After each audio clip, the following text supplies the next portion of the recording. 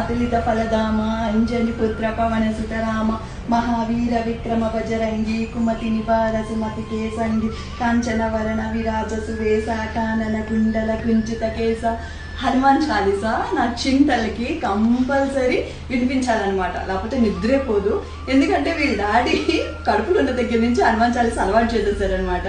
So కడుపులో ఉన్నప్పుడు కూడా ఆ హనుమాన్ చాలీసా విన్నప్పుడు కిక్ చేసేది అనమాట. అప్పుడు కూడా ఎంత బాగా కిక్ చేసేది, ఆ మూమెంట్స్ అసలు మర్చిపోలేము. సో ఇంకా కడుపు నుంచి బయటకు వచ్చిన తర్వాత, డెలివరీ అయిన తర్వాత ఇంకా morning evening compulsory Hanuman Chalisa అయితే మేము వినిపిస్తాము.